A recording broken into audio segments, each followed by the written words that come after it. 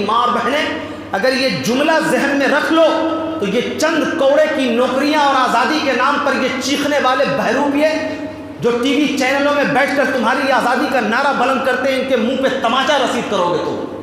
میرا یہ جملہ لے کر کے جاؤ، کسی ملک کے اندر، کسی بھی کنٹری کے اندر وزیر اعظم کا جو عہدہ ہوتا ہے ایک بڑا عہدہ ہوتا ہے، منصب بڑا عہدہ ہوتا ہے۔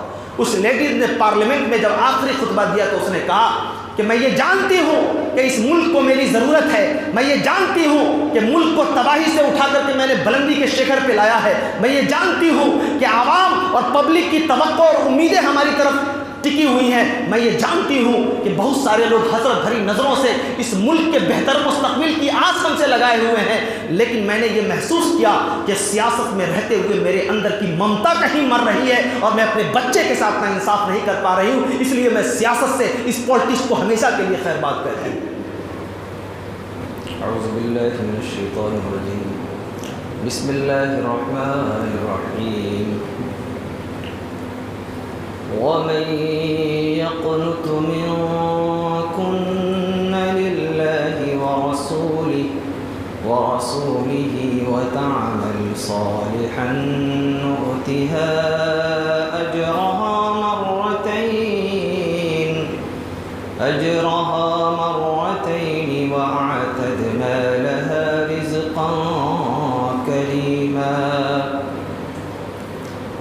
يَا نِسَاءَ النَّبِيِّ لَسْتُنَّ كَأَحَدٍ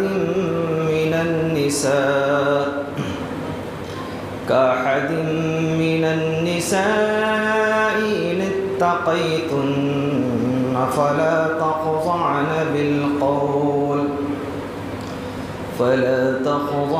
بِالْقَوْلِ فَيَطْمَعَ الَّذِي فِي قَلْبِهِ مَرَضٌ وَقُلْنَ قَوْلًا مَّعْرُوفًا۔ اللہ تعالیٰ کا بے پناہ شکر و احسان ہے کہ مالک رب ذوالجلال نے آج ہم سبھی حضرات کو 22 پارہ کی تراویح سننے کی توفیق بخشی اور حافظ صاحب کو پڑھانے کا شرف حاصل ہوا۔ اللہ تبارک و تعالی امام اور مقتدیوں کی مشترکہ عبادت کو قبول فرمائے۔ ابھی جب نماز پڑھ کے ہم نکل رہے تھے تو ابھی ایک چچا ملے تو انہوں نے کہا کہ آج پھر سے ایک نظم پڑھ دیجیے۔ تو میرے ایک بچپن میں ایک استاد تھے، وہ کہا کرتے تھے کہ بیٹا ہنر کو اتنا ہی استعمال کرنا کہ سننے والے کی پیاس باقی رہے۔ پیاس جب بجھ جائے گی تو پھر آدمی کو پانی کی کوئی اہمیت تو رہے گی نہیں۔ میں انشاءاللہ آخر وقت تک جاتے جاتے کچھ ایسی چیزیں بھی آپ کو سنا کے جاؤں گا جن نظموں نے اور جن لفظوں نے یا تو مجھے بہت مشہور کر دیا یا بہت بدنام کر دیا۔ وہ بدنامی کی بھی ایک وجہ ہے، مشہور کی بھی ایک وجہ ہے، تو انشاءاللہ میں پیش کروں گا۔ بس آپ کی فرمائش کو پوری کرنے کے لیے ایک رات کا اور انتظار آپ کو کرنا ہوگا، پھر انشاءاللہ دیکھتے ہیں۔ انتظار کی گھڑی تھوڑی سخت ضرور ہوتی ہے لیکن صبر میں بہت صبر کا پھل میٹھا ہوتا ہے۔ انشاءاللہ بہت ساری چیزیں، خاص طور سے بچوں کو اور ہماری ماں اور بہنوں کو نظمیں بہت اچھی لگتی ہیں، سناتے رہیے، سنتی رہیں گے مجھے۔ تو انشاءاللہ میں پیش کروں گا۔ آ جائیے، کچھ قرآن کی بات ہے، یہ شہر رمضان ہے، شہر قرآن ہے، تو اس پہ گفتگو ہو جائے۔ پارے کا آغاز ہوتا ہے وَمَن يَقْنُتْ مِنكُنَّ لِلَّهِ وَرَسُولِهِ وَتَعْمَلْ صَالِحًا نُؤْتِهَا أَجْرَهَا مَرَّتَيْنِ وَأَعْتَدْنَا لَهَا رِزْقًا كَرِيمًا۔ اللہ فرماتا ہے کہ جو لوگ اللہ اور اس کے رسول کی اطاعت کرتے ہیں ہم اس کی نیکیوں عمل کے حساب سے نیکیاں بڑھا کر کے دیتے ہیں، اس کا اجر جو آپ عمل انجام دیتے ہیں اللہ فرماتا ہے کہ ہم اس سے بڑھا کر کے عطا کرتے ہیں۔ اچھا، یہ بڑھا کر کے کوئی آدمی کسی کو کب عطا کرتا ہے؟ عام حالت میں، مطلب کسی آدمی نے آپ کو کچھ دیا لیکن آپ نے بڑھا کر کے دیا، تو کب عطا کیا جاتا ہے؟ جب سامنے والے سے بے انتہا محبت ہوتی ہے۔ یعنی اللہ اپنے بندوں سے کتنی محبت کرتا ہے، یہ کہتا ہے کہ تم نیکیاں کرو، ہم اس کا اجر بڑھا کر کے دیں گے۔ اب یہاں سے پورا لگ بھگ 2-3 آیت تک یہ خالص ماں اور بہنوں کو ایک تعلیم دی جا رہی ہے.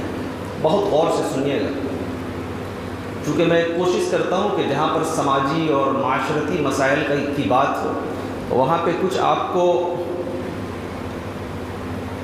مذہبی باتیں بھی بتاؤں، دنیاوی باتیں بھی بتاؤں اور نفسیاتی باتیں بھی بتاؤں،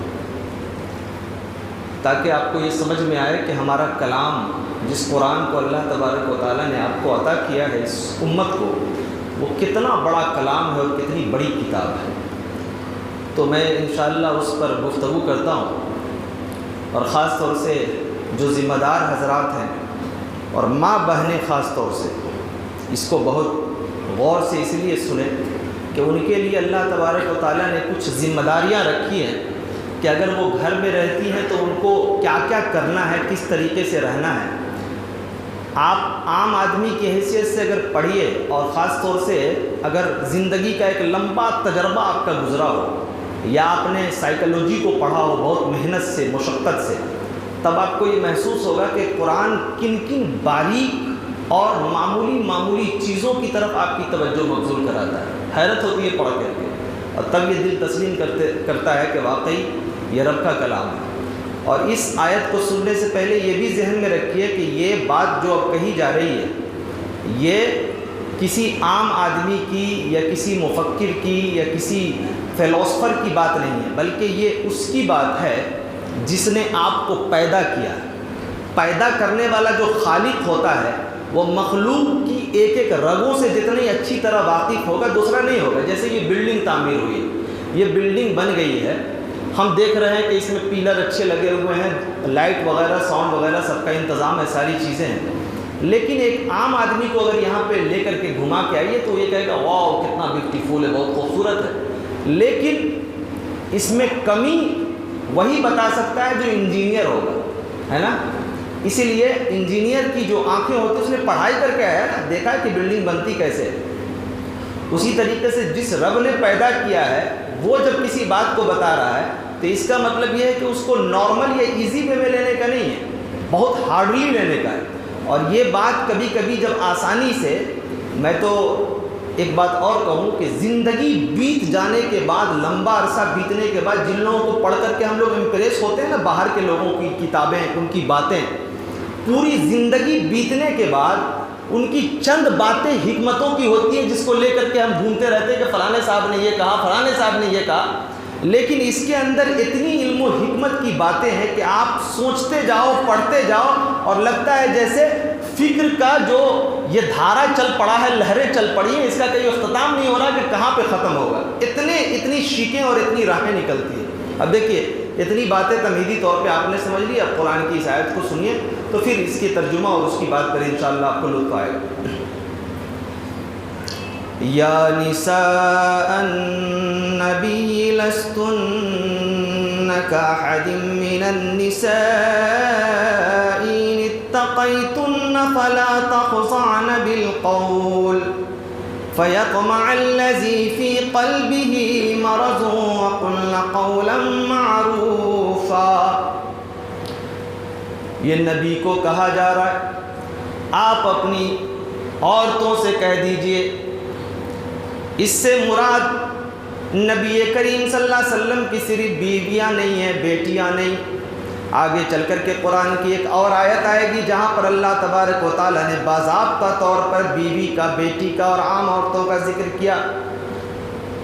اللہ فرماتا ہے ظاہر ہے جب اللہ تبارک و تعالیٰ نے آپ کو ایمان کی دولت سے سرفراز کیا، میری ماں اور بہنوں کو مسلمان گھر میں پیدا کیا، کلام اللہ جیسی کتاب دی، تو اب ظاہر ہے یہ عورتیں عام عورتوں کی طرح نہیں رہ گئی. اگر کوئی عام زندگی میں بھی اگر کوئی آدمی ہے جس کی تہذیب اور جس کی ثقافت اچھی ہے تو وہ یہ کیا کرتا ہے کہ اپنے بچے کو یہ تلقین کرتا ہے کہ میرے لال گھر میرا یہ باؤنڈری ہے، باہر سے آیا ہے، ہاسٹل میں رہتا ہے، لیکن یہ یاد رکھ یہ گلی کے بچے بڑے بدماش ہیں، یہ اس کا بچہ ہے اتنا خراب ہے، وہ اس کا بچہ اتنا خراب. اس کے ساتھ مت رہنا، اس لیے کہ تہذیب جب مل جل کر کے خلط ملت ہو جاتی ہے تو انسان کا ذہن خراب ہوتا ہے۔ عام زندگی میں آپ یہ سمجھتے ہیں کہ اگر بیٹے کو خاص بنانا ہے تو عام لوگوں سے دور رکھنا، تب جا کر کے وہ اولاد، وہ بچے کل ہو کر کے کچھ اچھا کرتے ہیں تعلیم کے میدان میں بھی اور تہذیب کے میدان میں بھی۔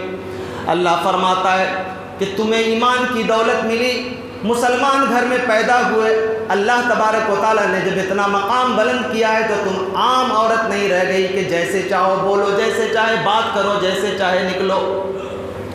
اب یہ پورے سسٹمک ڈھنگ سے اللہ تبارک و تعالیٰ نے فرمایا کہ اے عورتوں، کسی سے جب گفتگو کرو تو میٹھے لہجے میں، نرم لہجے میں بات نہ کرو۔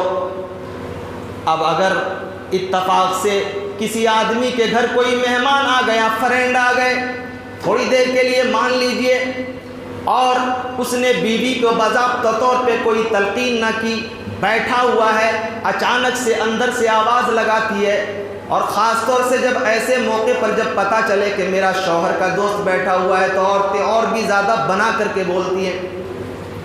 اب اتفاق سے آواز لگائی، دوست نے کہا کہ یار تیری بیوی کی آواز بہت اچھی ہے۔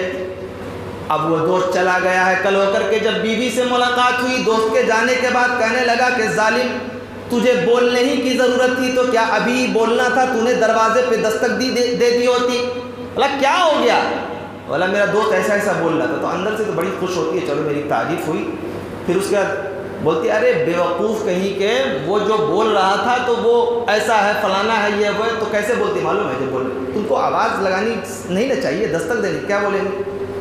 ارے مرد لوگ ایسے ہی ہوتے ہیں، مرد لوگ ایسے ہی ہوتے ہیں، دماغ ان کا گندا ہوتا ہے، دل گندا ہوتا ہے۔ یہ مرد لوگ کیا ہوتے ہیں یہ تو بعد کی بات ہے، لیکن آپ کی آواز کی وجہ سے ایک آدمی کے ذہن میں کیا کیا خیالات پیدا ہوں گے، یہ آپ کا رب کہہ رہا ہے کہ اس سے بچنا ہے۔ اور یہ بات عام لہجے میں سمجھ میں نہیں آتی۔ اللہ فرماتا ہے کہ نرم اور میٹھے لہجے میں بات نہیں کرنا ہے آپ کو۔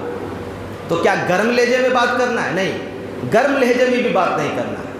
اب اس کی تشریح میں بتاتا ہوں پہلے۔ دیکھیے، نرم لہجے میں بات کیوں نہیں کرنا ہے؟ اسکرپٹ اگر برابر ہو، ٹھیک ہے، لہجہ بدل جانے، لہجے کی کتنی معنویت ہے یہ میں بتانا چاہ رہا ہوں۔ اسکرپٹ سیم ہے اور اس کا لے، اس کا طریقہ اگر بدل جائے تو انسان اس کا اثر اس کے حساب سے لیتا ہے۔ مثال کے طور پر اس بچے کو میں بھی بلاتا ہوں اور میں نے کہا کہ بیٹا ایک گلاس پانی ذرا لے کر کے آؤ۔ کیا کہا؟ ایک گلاس پانی لے کر کے آؤ۔ لفظ وہی ہے، پھر لے بدلتا ہے، ایک گلاس پانی لے کر کے آؤ، یہ لے بدل گیا، جملے وہی ہیں۔ ایک گلاس پانی لے کے آ تو رے، بولتے ہیں نا، لا تو دے گا لیکن کل ہو کر کے آپ کی شکل دیکھ کر کے بھاگے گا۔ یہ بڑا کھڑوس آدمی ہے، بولتا بہت ٹیڑھے انداز میں، لفظ وہی ہے، جملے وہی ہیں، بولنے کا لے بدل گیا ہے تو انسان کے اوپر اثرات الگ الگ ہو رہے ہیں۔ اللہ فرماتا ہے کہ نرم لہجے میں بات نہیں کرنا ہے۔ کیوں نرم لہجے میں بات نہیں کرنا ہے؟ یہ باتیں میری ماں اور بہنوں آپ کو عورت بن کر کے سمجھ میں نہیں آئے گا، یہ مرد بن کر کے سمجھو تب سمجھ میں آئے گا۔ یہ مرد ہی محسوس کر سکتا ہے کہ وہ آواز، اور آپ اسی لیے دیکھیے، ایک سرحد پار کا ایک شاعر ہے، وہ کہتا ہے، یہ بھی ایک سائیکلوجی ہے اس لیے میں بتانا چاہ رہا ہوں، کہتا ہے اتنا میٹھا تھا وہ غصے بھرا لہجہ مت پوچھ، اس نے جس جس کو بھی جانے کا کہا بیٹھ گیا۔ یعنی لہجہ اتنا میٹھا تھا کہ اس نے جس کو کہا رہے نکل لے، بیٹھ گیا وہ، تاکہ بار بار یہ آواز سننے کو ملے۔ تو سائیکلوجی یہ ہے کہ آپ کے اس لہجے کی وجہ سے ایک آدمی آپ کے بارے میں غلط گمان کر سکتا ہے، سوچ سکتا ہے۔ اسی لیے اسلام نے یہ منع کیا کہ آپ کو نرم لہجے میں بات نہیں کرنا ہے۔ اچھا، اس لہجے کا تعلق عام زندگی میں کیا ہوتا ہے؟ دیکھیے، جتنی بڑی کمپنیاں ہیں، جتنے بڑی فیکٹریاں ہیں، جتنے بھی یہ موبائل وغیرہ کی کمپنیاں، ان ساری جگہوں پر لڑکیوں کو لگا دیا گیا۔ کیوں؟ جس کے اکاؤنٹ میں پیسہ نہیں ہے نا، اس کو بھی اگر آ جائے کسی پالیسی سمجھانے کے لیے تو پورا بیٹا سمجھتا رہے گا 10 منٹ تک، پیسہ نہیں ہے سر، پوری بات سمجھنے کے بعد سر آپ کو 2 لاکھ روپیہ انویسٹ کرنا پڑے گا، یہ وہ۔ لیکن چونکہ لیڈیز کال کی ہے تو وہ کنٹینیو سنے جا رہا ہے، 10-15 منٹ سننے کا کر رہا ہے۔ ٹھیک ہے میڈم، میں سوچتا ہوں اس کے بارے میں۔ اب وہ اس خوش فہمی میں مبتلا ہے کہ یہ کہاں پہ ہوگی، کس جگہ ہوگی، کیسی ہوگی. اس کی آواز سے اس کی پوری شکل و شباہت کا ایک تصور وہ اپنے ذہن میں لاتا ہے. تو یہ کیا ہوا کہ پہلے بات، پھر ملاقات اور پھر ساتھ. سمجھ رہے ہیں؟ شروعات ہوتی ہے گفتگو سے. اچھا، بہت ساری عورتیں یہ بولتی ہیں کہ ارے میرے بھائی کا دوست، بہت لڑکیاں بولتی ہیں میرے بھائی کا دوست تھا، میرے پاپا کا دوست تھا، میں کیسے کر کے اس کو مطلب تھوڑا سا سخت لہجے میں بولوں. تو کبھی مسکرا رہی ہے، بول رہی ہے، مسکرا رہی ہے. پاپا کا دوست ہو یا بھیا کا دوست ہو یا چچا کا دوست ہو، وہ جائے بھاڑ میں، اس کا کام جانے، وہ سمجھے آپ کو اسلام نے جو طریقہ بتایا ہے اسی طریقے سے گفتگو کرنی. اس لیے کہ اللہ کی رضا اور خوشنودی اسی میں ہے. اور ایک مومنہ عورت کی یہ شناخت ہے کہ اس سے بڑی کوئی بات نہیں ہو سکتی کہ اللہ تبارک و تعالیٰ اس سے کیسے خوش ہوتا ہے. ایک اور بری چیز یہ ہمارے گھروں میں آ گئی ہے، وہ یہ کہ صاحب موبائل میں اگر کسی کی بھی کال آ جائے گی، اینی وے کسی بھی آدمی کی کال آ جائے گی، ماں نہیں اٹھائے گی. واشنگ مشین چلا لیتی ہیں، گیس چلا لیتی ہیں. کسی کی اگر ادھر سے ادھر کرنی ہو تو وہ بھی چونٹی جیسی اتنی خطرناک چیز، جیسے لگتا ہے کسی انجینئر نے اس کو گودا ہو، وہ بیٹھ کر کے 15-20 منٹ تک باندھتی رہیں گی، اپنے پورے ہنر کا استعمال کر لیں گی. لیکن کہتی ہے موبائل میں میرے کو سمجھ میں نہیں آ رہا، میں کیسے ٹک کر کے اس کو اٹھاؤں. نہیں سمجھ میں آ رہا ہے تو سمجھ لیجئے. اسی لیے کہ آپ نے جن بچیوں کے حوالے موبائل کر دیا ہے کہ بھائی جب آئے گی کال تم ہی ریسیو کرنا، تو وہ ان بچیوں کی آواز کی وجہ سے آپ کا وہ رشتہ دار، وہ نوجوان لڑکے آپ کے ریلیشن کے، جس کو ضرورت نہیں ہوگی، وہ بھی بلا ضرورت کال کرتا رہے گا، بلا ضرورت کال کرے گا. کیا بولے گا؟ کیوں کال کیا ہو بھائی؟ ایسی کال کیا جاننے کے لیے کہ چچی کیسی ہے. اب وہ چچی بڑی خوش فہمی میں مبتلا ہو جاتی ہے، واہ یہی تو میرا بیٹا جو اپنا ہے نا وہ بالکل ناخلف ہے، نافرمان ہے. یہ دیکھو اس کا بیٹا، لیکن کتنی فکر رکھتا ہے میری. وہ کتنی فکر رکھتا ہے، کیوں رکھتا ہے، وہ جانتا ہے، اس کا ایمان جانتا ہے، اس کا دل جانتا ہے. دیکھو آواز معمولی ہے، لیکن کیفیت بدلنے کی وجہ سے انسانی سماج کے اندر برائیاں کتنی پیدا ہو رہی ہیں، اور برائیوں کا آغاز یہیں سے شروع ہوتا ہے. اللہ فرماتا ہے کہ اگر تم نے تقوی اختیار کر لیا ہے تو فلا تخضعن بالقول. تقوی ہے، اللہ سے ڈرتے ہو تو تم کو کرنا یہ ہے کہ اگر کوئی آدمی اگر آ جائے بات کرنا چاہے تو کیا طریقہ؟ آنکھیں جھکی ہوئی، لہجہ نرم نہیں ہو، اور پردے میں ہو کر کے گفتگو کرنی ہے جہاں تک ممکن ہو سکے. اس کے بعد ایسا بھی نہیں ہے کہ آپ کو کوئی ایسا کرخت لہجہ استعمال کرنا ہے جس کی وجہ سے انہیں شکایت ہو جائے. کرخت لہجے کا کیا مطلب ہے؟ آپ سے یہ پوچھا گیا کہ ابو گھر پہ ہیں، تو آپ کو صرف اتنا جواب دینا ہے تھوڑا سا آواز کو موٹی کر کے کہ ہاں ابو گھر پہ نہیں ہے. ٹھیک ہے، اب آپ نے کیا کہا؟ تو کیا گھر پہ نہیں، ہمیشہ کیا گھر پہ ہی بیٹھے رہیں گے، ان کے پاس کوئی کام نہیں ہے؟ تو یہ ہو گیا، یہ قولا معروفہ کی خلاف ورزی. یعنی آپ سے جتنا پوچھا گیا جواب اتنا ہی دینا. یہ حد درجہ اپنے آپ کو کرخت بنانا، یعنی آپ اس کے لہجے کی وجہ سے تعلقات خراب ہو سکتے ہیں. تو وہاں پر آپ کو آواز بہت نرم اور ملائمت کے ساتھ بھی بات نہیں کرنی ہے، اور بہت مطلب سلیقے سے میانہ روی کے ساتھ معاملے کو سلٹا دینا ہے. اور حتی المقدور یہ کوشش کرنا ہے کہ اجنبی سے جب کال ہو تو اس سے بات نہیں کرنی، اور اگر اتفاق سے اگر گھر کی دہلیز پر کسی نے قدم رکھ دیا تو ان شرائطوں کی پابندی کرنی ہے آپ کو. یہ تعلیم دی جا رہی ہے کس کو؟ ان عورتوں کو جو عورتیں مومنہ ہیں، جو اسلام والی عورتیں. اب ذرا یہ بتاؤ کہ جب ہم نے اس آواز کی وجہ سے بولا، میں نے کہا نا کہ بات، ملاقات اور ساتھ، جب یہ بات شروع ہوئی اور میں نے جڑ ہی میں ایسا لہجہ اگر اپنا لیا تو پھر کیا کوئی آدمی یہ جرت کرے گا کہ بار بار تم کو کال کرے، بار بار تمہارے دروازے پہ دستک دے؟ نہیں دے گا. معاملہ ختم. یعنی بیماری بڑھنے سے پہلے ہی جڑ اس کی ختم کر دی گئی. ہم لوگ کیا کرتے ہیں؟ بیماری کو ختم کرنا چاہتے ہیں. بیماری جہاں سے پنپی ہے اس بیماری کو نہیں ختم اس جڑ کو مٹانا نہیں چاہتے. حالانکہ جب تک وہ جڑ نہیں مٹے گی، جڑ نہیں آپ مٹاؤ گے، تب تک کہ وہ برائیاں پنپتی رہیں گی. ایک پیڑ ہوتا ہے بے حیا کا پیڑ، جانتے ہیں ہم لوگوں کے یہاں بولے اس کو جتنا کاٹو گے اتنا ہی پھلتا رہے گا. اس کو بالکل اندر سے جب تک اس کی ایک بھی اگر اس کا تینکا برقرار ہے کہیں پہ نیچے میں تو وہ بار بار پھل جائے گا. جتنا کاٹو پھلتا رہ جائے گا. دھتورا ہے کہ پھلتا جا رہا ہے، وہ پھلتا جاتا ہے. تو اسی طریقے سے ایک چیز کی بنیاد جب آپ نے جڑ کاٹ دی تو معاملہ فنش، وہاں سے برائیاں نہیں پنپیں گی۔ اب دیکھیے آگے اور اللہ تبارک و تعالیٰ نے فرمایا وَقَرْنَ فِي بُيُوتِكُنَّ، مومنہ عورتوں سے، مسلمان عورتوں سے اللہ فرما رہا ہے کہ اپنے گھروں میں وقار کے ساتھ رہو، اپنے گھروں میں وقار کے ساتھ رہو۔ پتہ کیا چلا؟ مومنہ عورتیں چاہے جتنا پڑھ لے، چاہے جس فیملی سے، جس خاندان سے، جس نسب سے اس کا تعلق ہو، لیکن عورتوں کے لیے وقار یہ ہے کہ وہ اپنے گھروں میں وقار سے رہیں۔ بہت ساری عورتیں جو آج کل دیکھیے گا میڈیا پہ چیخنے والی عورتیں ہیں، وہ کہتی ہیں کہ یہ مسلمان دیکھیے اپنی عورتوں کو غلام بنا کر کے رکھتا ہے۔ وہ یہ کہتا ہے کہ اپنی عورتوں کو گھروں میں رکھو، نوکری نہیں دینے دیتا اور دوسرے میدانوں میں نکلنے نہیں دیتا، لیکن کائنات کی پوری تاریخ آپ پڑھ جاؤ، پوری تاریخ آپ پڑھو گے کہ جب جب عورتوں کو اپنے حدود سے باہر نکالا گیا، سماج کے اندر برائیاں جنم لی۔ اور آپ کو یہ جان کے حیرت ہوگی، ہسٹری پڑھو کبھی تو سمجھ میں آئے گا کہ پہلے پوری دنیا کے اندر عورتوں کے جاب کرنے کا کوئی تصور نہیں تھا، کوئی طریقہ نہیں تھا، کوئی اصول اور ضابطہ نہیں تھا۔ یہ سب سے پہلے اس ضابطے کو روس کے اندر سے شروع کیا گیا 17ویں شتابدی کے اندر، جب وہاں کے بڑے بڑے لوگوں نے یہ دیکھا کہ مزدور بہت زیادہ پیسہ مانگتے ہیں، بہت زیادہ قیمت مانگتے ہیں، بہت زیادہ تنخواہ مانگتے ہیں۔ ان لوگوں نے سوچا کہ عورتوں کی آزادی کے بارے میں معاملہ بلند کریں، آواز بلند کریں، عورتیں سنیں گی۔ عورتیں تو ایسے بھی اگر کوئی بات کہی جائے تو سنہری بات کو جب سنتی ہیں تو اپنا دماغ بالکل نہیں لگاتی، کہتی یہ بالکل اچھا کہہ رہا ہے۔ وہاں سے آزادی کی آواز بلند کی گئی، عورتوں نے اس مغرب زدہ ماحول کے رہنے والی عورتوں نے اس کی آواز پہ لبیک کہا۔ آپ کتابیں پڑھو تو سمجھ میں آئے گا، عورتیں بڑی تعداد میں آئیں۔ جو تنخواہ، جو رقم مردوں کو دی جا رہی تھی، اس کی آدھی تنخواہ سے بھی کم تنخواہ پہ وہ عورتیں فیکٹریوں میں، بڑے بڑے کارخانوں میں کام کرنے لگی۔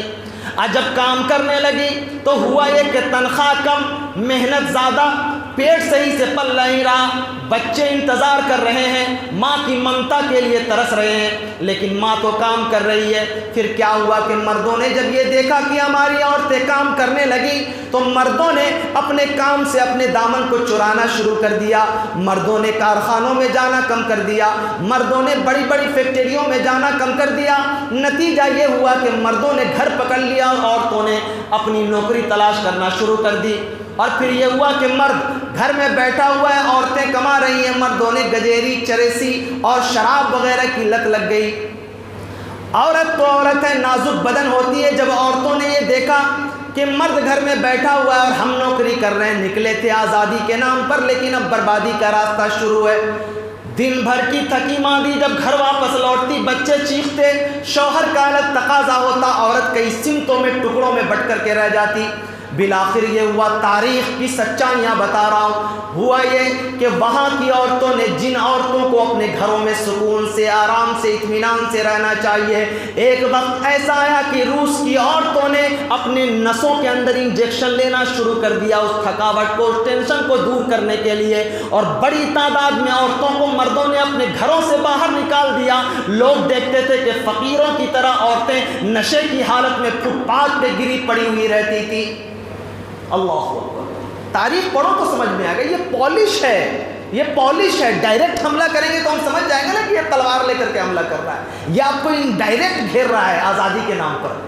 اور آپ کو جان کر کے حیرت ہوگی، آپ تو خبریں پڑھ کر کے چلے جاتے ہیں، لیکن ہم لوگ خبروں کو پڑھتے ہیں تو غور کرتے ہیں۔ ابھی 7 اپریل جو ابھی گزرا ہے، 7 اپریل کو ایک خبر آئی، جیسنڈا آرڈن نام کی نیوزی لینڈ کی ایک لیڈیز ہے جو وہاں کی وزیر اعظم رہ چکی ہے، سمجھ رہے ہیں؟ 2017 میں پہلی مرتبہ وہ چن کے آئی۔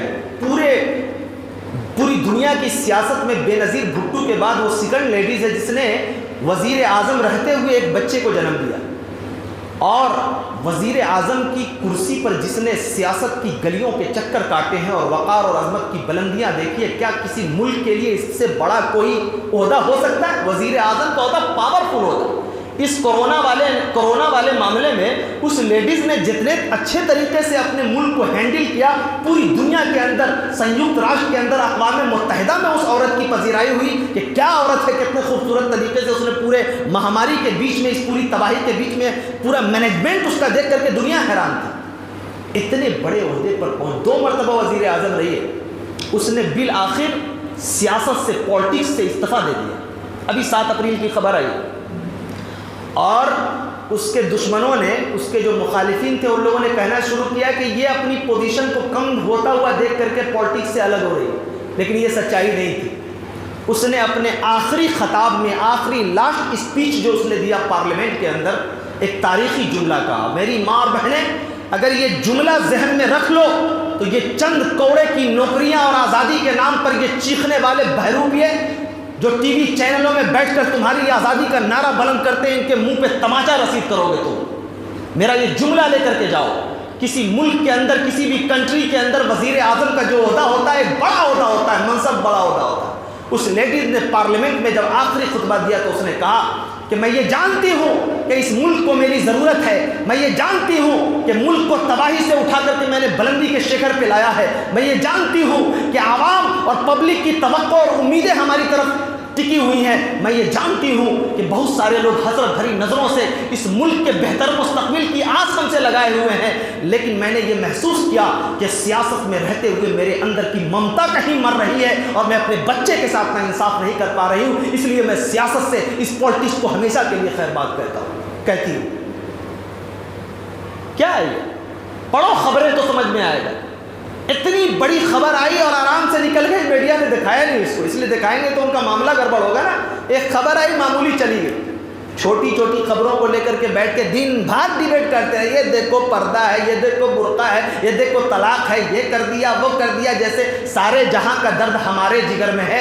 ارے تم نے اگر اپنے گھروں کی خبر لے لی ہوتی تو یہ جھوٹ پھوس کی، یہ جھوٹی ہمدردی جو تمہاری زبان پر رقص کرتے ہیں، اور یہ پیسے پر بکے ہوئے لوگ جو بیٹھ کر کے تمہارے ڈیبیٹ میں جو فتویٰ صادر کرتے ہیں، ایسے 2 کوڑی کے لوگ تمہارے بیچ آ کر کے اپنے ایمان اور اپنے جذبات کا سودا نہیں کرتے۔ انہوں نے اسلام کو سمجھا ہی نہیں ہے، اسلام کی سائیکلوجی کو نہیں سمجھا ہے، اسلام کی نفسیات کو نہیں سمجھا ہے، قرآن کی تعلیمات کو نہیں سمجھا ہے۔ اللہ فرماتا ہے وَقَرْنَ فِي بُيُوتِكُنَّ، میری جو مومنہ عورتیں ہیں وہ معمولی ہیں کیا؟ گھر میں رہو، یہ گھر میں تمہارے لیے وقار ہے۔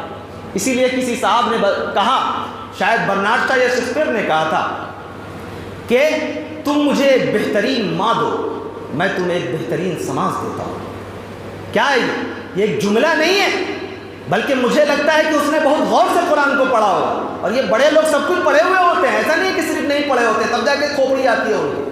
حق کو قبول کرنا تو یہ اللہ کی توفیق میں شامل ہے نا، سب کو یہ توفیق نہیں ملتی ہے، یہ وہ نعمت ہے جو مشکل سے خدا دیتا ہے۔ کہتا ہے کہ تم مجھے ایک بہترین ماں دو، میں تمہیں بہترین سماج دیتا ہوں۔ کیا مطلب؟ اگر بہترین سماج بنانا ہے، بہترین سوسائٹی بنانا ہے، تو ایک بہترین ماں تمہارے اپنے گھروں کے اندر پیدا کرنا ہوگا۔ اور بہترین ماں کب پیدا ہوگی؟ جب ہم اپنی بچیوں کو دینی تعلیم سے آراستہ کریں گے، ان بچیوں کو شروع سے ہی بتائیں گے کہ بیٹا اللہ کون ہے، یہ بتائیں گے کہ بیٹا عقیدہ کون ہے، بیٹا پردہ کیا چیز ہے، بیٹا حیا کی کیا چیز ہے، بیٹا تمہاری آواز کی کتنی قدر ہے، بیٹا تمہارے پورے وجود کی کتنی قدر ہے، بیٹا اگر باہر جانا بھی تو کیسے جانا، کس طریقے سے جانا، اور کس طریقے سے زندگی جینا، یہ ساری باتیں جب اپنی بچیوں کو بتاؤ گے، یہ سمجھ کر کے کہ اس سے ہمارے اللہ کی جنت اور اللہ کا دوزخ، اللہ کی دوزخ جڑی ہوئی ہے، تب نہ بچیاں سمجھیں گی کل ہو کر کے آپ کے لیے بہتر ثابت ہوں گی۔ یہ بہترین ماں کب بنیں گی؟ جب بہترین ماں کے لیے ہم کوشش کریں گے۔ وَقَرْنَ فِي بُيُوتِكُنَّ، اے عورتوں، اے مومنہ عورتوں، تمہارے لیے سب سے بہتر یہ ہے، وقار یہ ہے کہ تم اپنے گھر میں رہو۔ مطلب کیا ہے؟ شادی اگر نہیں ہوئی ہے، ابھی رشتہ ازدواج سے منسلک نہیں ہوئی ہو، تو تمہارے لیے سب سے بہتر گھر تمہارے باپ کا گھر ہے۔ یعنی جب تک باپ اجازت نہ دے، بلا ضرورت گھر سے باہر نہیں نکلنا، اور پھر بھی اگر نکلنا بھی ہوا تو اپنے قریبی خونی رشتہ دار کے ساتھ، وہ رشتہ دار جو تمہارے بھائی بہن ہیں، والدین کے ساتھ نکلنا۔ یعنی اگر شادی نہیں ہوئی ہے تو تمہارا گھر اگر وقار کے لیے کوئی جگہ ہے تو وہ تمہارے باپ کا گھر ہے، اور اگر شادی ہو گئی ہے تو یاد رکھنا میری ماں اور بہنوں، تمہارے لیے سب سے بڑا گھر اور وقار اور اعتبار کا اگر کوئی گھر ہے تو وہ تمہارے شوہر کا گھر ہے۔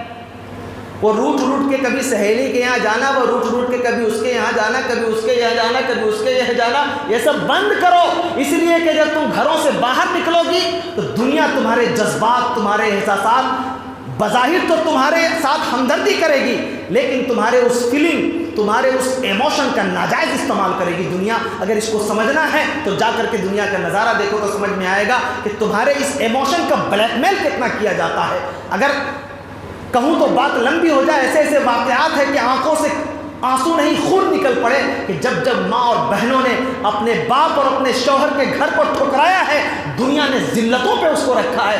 آج دیکھتے نہیں ان لڑکیوں کا حال جو یہ کہتی ہے کہ میرے ماں نے منع کیا تھا، میرے باپ نے منع کیا تھا، گھر سے نکل گیا۔ آج کیا ہے، پورے کے پورے لوگ لگے ہوئے ہیں جاسوس کی طرح کہ مسلم لڑکیوں کو بلیک میل کیسے کیا جائے، اور مسلم لڑکیاں بھی بس سمجھتی ہے کہ یہی ہے۔ کیوں؟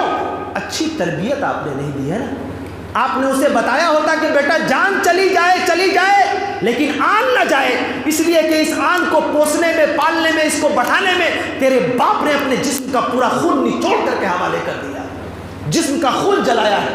میری بچی، کل ہو کر کے اگر تجھے خیال بھی آئے کہ اس باؤنڈری کو کراس کرنا ہے تو اپنے باپ کے چہرے سے اور پیشانی سے نکلنے والے پسینے کو یاد کر لینا۔ میری بیٹی، کل ہو کر کے ذہن میں اگر خیال آئے تو باپ کا دھوپ میں جلنا یاد کر لینا۔ میری بیٹی، اگر کل ہو کر کے خیال آئے تو تم اپنے باپ کا سالوں سال اپنے گھر سے دور رہ کر کے اپنے جسم کو جانوروں کی طرح کھٹانا یاد کر لینا، تب جا کر کے اپنی باؤنڈری اور اپنے کراس اور اپنی مریادہ، اپنی تہذیب کو اڑانا۔ جی یہ باتیں بتائے ہوئے ہوتے تو ہماری بچیاں نہیں خراب ہوئی۔ اور یہ یقین کہتا ہے کہ اللہ تبارک و تعالیٰ نے انسان کے دل کے اندر ایمان رکھا ہے، نرمی رکھی ہے۔ محبت سے اگر سمجھایا جائے نا اور اس کے لیے دعا کی جائے تو ایسا ہو نہیں سکتا ہے کہ آپ کے بچیوں کے جذبات سے کوئی کھیل سکے اور انہیں ان کے راستے سے الگ کر سکے۔ بڑے بڑے لوگ ہیں گئے گھومنے کے لیے، اور یہ وَقَرْنَ فِي بُيُوتِكُنَّ باپ کے ساتھ ہیں تو باپ کا گھر یہ آپ کے لیے وقار کی جگہ، اور وہاں سے جب آ کر کے آپ شوہر کے یہاں آئے ہیں تو آپ یہ شوہر وقار کی جگہ ہے۔ اب کل ہو کر کے تھوڑی پیچیدگیاں پیدا ہو جائیں، پریشانی پیدا ہو جائے تو شوہر کے گھر کو ٹھکرانا نہیں ہے، لوگوں کی باتوں میں نہیں آنا ہے، اس لیے کہ اگر خدا نخواستہ لوگوں کی باتوں میں اگر آ کر کے آپ نکل گئے باہر، آپ نے گھر کی دہلیز سے باہر اپنے شوہر کی بغیر اجازت کے اگر آپ نے قدم رکھ دیا تو قسم رب ذوالجلال کی اتنی رسوائیاں، اتنی پریشانیوں کا سامنا کرنا پڑے گا کہ میں آپ کو بیان نہیں کر سکتا۔ ایک چھوٹی سی بات میں بتانا چاہتا ہوں جو لگتا ہے کہ اگر نہیں بتاؤں تو شاید ہماری آنکھیں نہ کھلے، اس لیے کہ ہم زندگی سے سیکھتے ہیں، چلتی پھرتی ہوئی زندگی کے۔ ایک وکیل صاحب سے ملاقات ہوئی، کہنے لگے مولانا آپ کی باتیں بڑی اچھی ہیں لیکن آپ کے کمیونٹی کے لوگوں کو پتہ نہیں کیا ہوا، زیادہ تر کیسز جو ہمارے یہاں آئے رہے ہیں 498 کے، یہ جہیز وغیرہ کے اور طلاق کے جو مسائل زیادہ تر آ رہے ہیں مسلمانوں کے آ رہے ہیں ہمارے کورٹ کے اندر۔ میں نے کہا اللہ اکبر، ایسا کیا؟ بولے ہاں۔ پھر اس کے بعد انہوں نے ایک بات بتائی جو میں کبھی شاید پوری زندگی میں نہیں بھول سکتا۔ اس نے کہا کہ مولانا ایک عورت تھی جو اتفاق سے بڑے گھرانے سے تعلق رکھتی تھی، اس کے چھوٹے گھرانے کے کسی آدمی سے رشتہ ہو گیا اور تھوڑی سی ناچاقی ہو گئی نا، عورتیں آتی ہیں ارے میرے باپ نے تو یہ دیا، تو مجھے یہ نہیں کرتا۔ وہ اپنے باپ کے آپ میں الجھے ہوئے اتنے نشے میں مبتلا رہتی ہے کہ وہ یہ نہیں جانتی ہے کہ یہ نیا گھر ہے، نئی تہذیب ہے، تو نئی جگہ میں ہم اپنی مرضی کا ماحول تلاشیں گے تو کیسے ملے گا؟ ذرا بتائیے۔ اسٹیشن پہ ٹرین پہ کھڑے ہیں ہم، ٹرین پکڑنے کے لیے ہم سوچیں گے کہ نہیں ہمارا باپ تو ہندوستان کا کروڑپتی ہے نا، تو ہم اس پہ چل کر کے نہیں جائیں گے، ہم لیٹ کر کے ٹرین میں چلیں گے۔ بے وقوفی ہے کہ نہیں؟ یہ پرلے درجے کی حماقت ہے۔ میں پیر سے نہیں جاؤں گی، ہواؤں میں اڑ کے جاؤں گی، یہ کیا ہے؟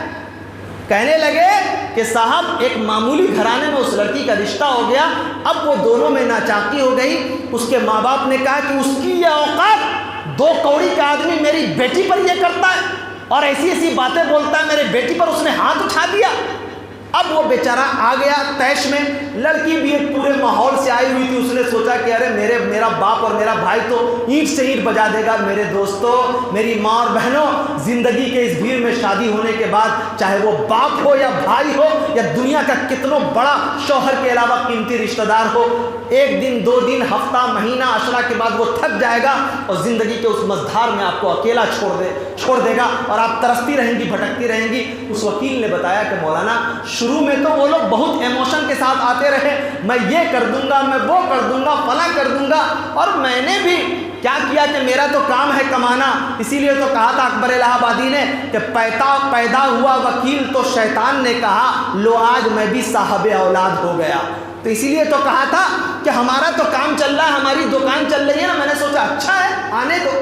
آتی رہی 1 مہینہ 1.5 مہینہ کے کچھ دن اس کے باپ کے ساتھ بھائی بھی آتے تھے، بڑی بڑی باتیں بولتے تھے، بڑے پیسے دیتے تھے سامنے، بڑی اس کا جو فنڈ ہوتا تھا، جو اس کا چارج ہوتا تھا وہ پیش کرتے تھے. کچھ دنوں کے بعد بھائی نے آنا بند کر دیا، صرف باپ بیچارے بوڑھے آتے تھے. پھر بوڑھا باپ آ رہا ہے، آتے ایک وقت ایسا آیا کہ بیٹوں نے یہ دیکھا کہ میرا باپ لے دے کر کے اس کے پیچھے پڑا گیا. ابو آپ اپنی فکر کیجئے، اس کے چکر میں ہم لوگ تباہ ہو جائیں گے، ہمارے بچے، ہمارے بال بچے یہ نہیں. پتہ کیا چلا، گھر سے نکلی تھی امیدوں پر کہ بھائی ساتھ دے گا، باپ ساتھ دے گا، گھر والے ساتھ دیں گے. اس لیے میں کہتا ہوں کہ میری ماں اور بہنوں، شادی ہونے کے بعد اپنے باپ کے گھر کو آپ ایمرجنسی وارڈ سمجھو.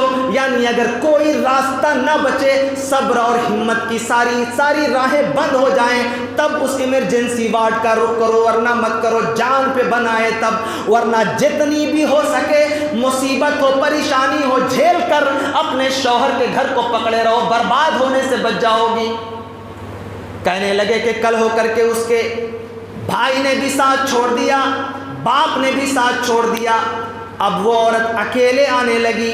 کچھ دن تک تو پیسے تھے، اس نے زیور بیچے، سامان بیچے، وکیل کا چارج ادا کرتی رہی. لیکن ایک وقت ایسا آیا کہ پیسہ بھی ختم، سامان بھی ختم، زیور بھی ختم.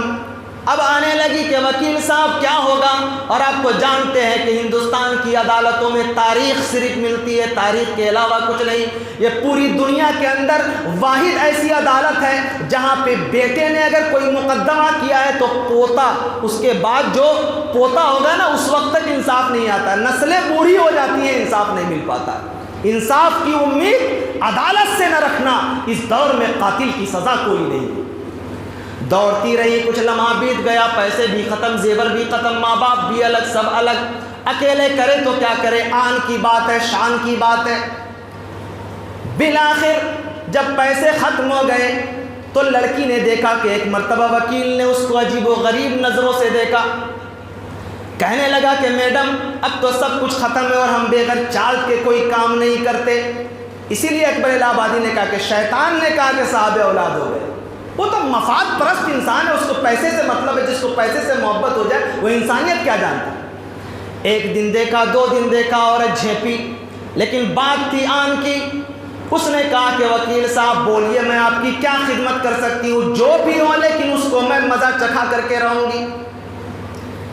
وکیل نے دیکھا کہ توا گرم ہے، راستہ آسان ہے. کہنے لگا کہ میڈم آپ کو 1 رات میرے پاس رہنا پڑے گا، وقت گزارنا پڑے گا. پہلے کچھ لمحہ مانگا، ہاتھ چھوئے، کبھی مسکرائے، کبھی قریب آئے، کبھی کاندھے پہ ہاتھ رکھا. بالآخر اس کی عزت اور عصمت سے اس وکیل نے کھیلنا شروع کر دیا. اب اس نے یہ سوچا کہ یہ تو پیسہ سے زیادہ بہتر راستہ مل گیا ہے، پیسہ تو بے مطلب ہم لے رہے تھے. یہاں پہ ہم کو ایک مجبور لڑکی کا جسم، یعنی مجبور کی آنکھ سے نکلنے والے آنسو بھی اس کا کلیجہ نہیں دلا سکے. اس نے اس لڑکی کا بلیک میل کرنا شروع کر دیا. چلتا رہا معاملہ. 1 سال، 2 سال، 3 سال، 4 سال، 5 سال، 10 سال کی مدت بیت گئی. لڑکی کی یہ حالت ہو گئی کہ ہمیشہ تاریخ پہ آتی لیکن دیکھتی کہ انصاف نہیں مل رہا ہے. بالآخر اس لڑکی کا یہ عالم ہوا کہ بیچاری صدمے سے پاگل ہو گئی. جوانی کی دہلیز پہ قدم رکھے ہوئے ذرا سا لوگوں کے باکامے میں آئی، عدالت کا رخ کیا. باپ بھی گیا، ماں بھی گئی، بھائی بھی گیا اور شوہر بھی گیا. اس لیے کہ مرد فطرتاً انا پرست ہوتا ہے، ایک مرتبہ اگر آپ نے اس کے خلاف بغاوت کی آواز بلند کر دی، میں یہ کہتا ہوں زندگی کا مشاہدہ بتاتا ہے کہ پوری زندگی وہ آپ سے سچی محبت نہیں کر پائے گا۔ اس لیے کہ اگر دیوار اگر ٹوٹ جائے، اس کے اندر اگر کوئی آدمی بیچ میں ریپیئرنگ بھی کر دے تو اس کا نشان ختم نہیں ہو جاتا، یہ فطرت ہے۔ وہ عورت صدمے سے پاگل ہو گئی کہ اب تو کوئی بھی نہیں، کوئی حالت نہیں ہے، کیا کرے؟ وکیل صاحب نے بتایا کہ صاحب جانتے ہیں، جو عورت پاگل ہو گئی تھی ہمیشہ عدالت کی دہلیز کے باہر گندا کپڑا پہنے ہوئے ہمیشہ عدالت کے اس دروازے کو حسرت بھری نظروں سے دیکھتی رہتی تھی۔ کھا کسی نے دیا تو کھانا کھا لیا، نہیں دیا نہیں کھائے، جہاں چاہا ٹوائلٹ کر دیا، جہاں چاہا کھانا کھایا، جہاں کھائے سو گئے۔ کوئی اس کو اپنے آپ اپنی ذات کی پرواہ نہیں، اپنی جوانی کا احساس نہیں، تو لٹ چکی تھی، پیسے سے بھی، عزت سے بھی، عصمت سے بھی۔ بالآخر کہنے لگے کہ ایک مدت تک عدالت کے دروازے پہ کھڑے رہنے اور دیکھتے تکتے تکتے بالآخر سیکورٹی گارڈ نے کہا کہ یہ پاگل عورت لوگوں کو ڈسٹرب کر دیا۔ اس نے ایک دن دھکا مار کر کے اس عدالت کے کیمپس سے عورت کو باہر کر دیا۔ میرے دوستو آگے کا جملہ سنو تو کلیجہ نکل کے باہر آ جائے۔ اللہ اکبر۔ وکیل صاحب فرمانے لگے کہ ایک رات صبح جب ہوئی، اچانک پتہ لگا کہ شہر کے اندر کسی اجنبی عورت کا انتقال ہو گیا، ایکسیڈنٹ ہو گیا۔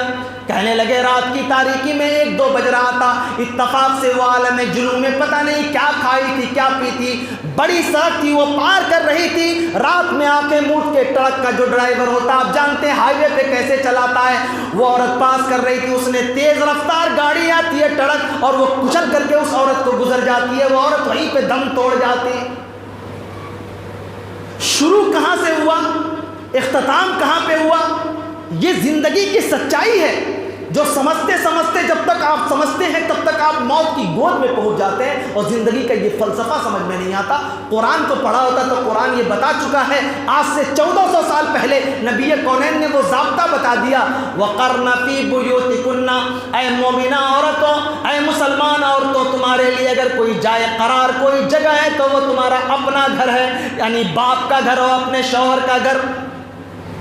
آگے اللہ نے فرمایا وَلَا تَبَرَّجْنَ تَبَرُّجَ الْجَاهِلِيَّةِ الْأُولَىٰ، اللہ فرماتا ہے کہ اگر باہر نکلنا ہو تو جاہل عورتوں کی طرح، وہ جاہلیت کے اولا دور میں جو لوگ عورتیں تھیں اس طریقے سے نہیں نکلنا، بن سور کے نہیں نکلنا، میں اس کی تفصیل بیان کر چکا ہوں۔ لیکن جاہلیت الاولا سے کیا مراد ہے؟ مفسرین نے لکھا ہے کہ آدم علیہ السلام سے لے کر نبی کونین کی نبوت کے آغاز تک جتنے بھی رسم اور تہذیبیں رائج تھی وہ ساری کی ساری دراصل جاہلیت الاولا، کہ اس طریقے سے نہیں رہنا۔ اس کے بعد اللہ تبارک و تعالیٰ نے مومنہ عورتوں سے مزید کہا کہ وَأَقِمْنَ الصَّلَاةَ، اب جب گھر میں ہو تو نماز قائم کرو، وَآتِينَ الزَّكَاةَ، اور زکوٰۃ ادا کرو۔ زکوٰۃ کب ادا کرے گی عورتیں؟ جب اس کے پاس زیور ہو۔ اسی لیے اگر اللہ تبارک و تعالیٰ نے صاحب حیثیت بنایا ہے تو میری ماں اور بہنوں، شوہروں سے کہو کہ وہ تمہارے لیے زیور بھی لا کر کے دے، اس لیے کہ تمہارا بھی تو اپنا اختیار ہے، اپنا شوق ہے۔ اگر زیور ہے اس پہ سال بھر کی مدت پوری ہو گئی ہے، استعمال نہیں کر رہی ہو تو اس کی بھی زکوٰۃ نکالو تاکہ تمہیں خوشی نصیب ہو۔ اور یہ ایک سائیکولوجیکل چیز ہے، آپ چاہیں عورتوں کو جتنا بول دیجئے کہ میں نے تمہارے طرف سے یہ کر دیا، میں وہ کر دیا، فلانا کر دیا، جب تک وہ اپنے اختیار اپنے کنٹرول سے باہر نہیں کرتی ہیں تب تک تو ان کو لگتا نہیں کہ میں نے کچھ کیا ہے۔ تو کچھ ان کو بھی خوش ہونے کا موقع دو، صرف اپنی گڈی سنبھال کر کے جیب میں رکھے رہو گے، تجوری میں تو نہیں ہوگا۔ ہماری ماں اور بہنوں کو جو بیویاں اللہ تبارک و تعالیٰ نے عطا کی ہیں یہ اللہ کی نشانیوں میں سے ہیں، تو اللہ کی نشانیوں کی قدر کیسے کرنی ہے؟ ایسے ہی کرنی ہے کہ صرف پیر دباتی رہے، تمہارا سر دباتی رہے، کپڑے دھوتی رہے، اور تم سے اگر کہا جائے کہ ذرا چائے بناؤ تو ارے چائے کیسے بنتا، کیسے چینی ڈالیں گے، کیسے پانی ڈالیں گے؟ ارے بھائی کبھی جا کر کے سیکھ لو یار، ضرورت پڑ سکتی ہے، یہ صرف عورتوں کا کام نہیں ہے، تم بھی وقت دو، ذرا سیکھو، یہ ہنر ہے۔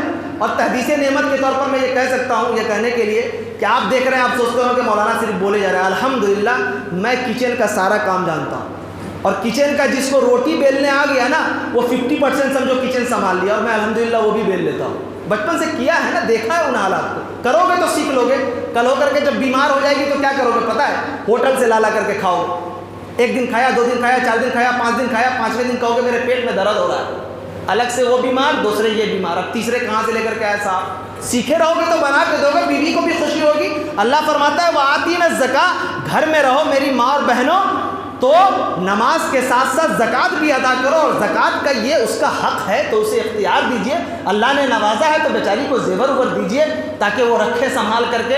اور وہ عورتوں کی ایک بہت بڑی خصوصیت ہوتی ہے کہ وہ بیچاری بہت ہلکی ہلکی چیزوں میں مان جاتی ہے، آپ دے دیجئے نا، کچھ بھی ہو جائے، ارے آپ نے تو کر لیا لیکن آج تک ہم اچھا کان کا جھمکا لینے سے ہم آج تک محروم ہیں، کیا دیا آپ نے؟ کچھ نہیں دیا۔ ارے بھیا دے دو، وہ ٹینشن ختم ہو جائے تمہارے سر سے، یہ روز روز کا جھمکا کیا لگا کر کے رکھا، دے دو، بیچاری خوش ہو جائیں گے، کیا برائی ہے؟ اور آپ اس کے خوش ہونے کی وجہ سے آپ کو وہ ہر ممکن خوش رکھنے کی کوشش کرے تو یہ سودا برا ہے کیا؟ بہت اچھا سودا ہے۔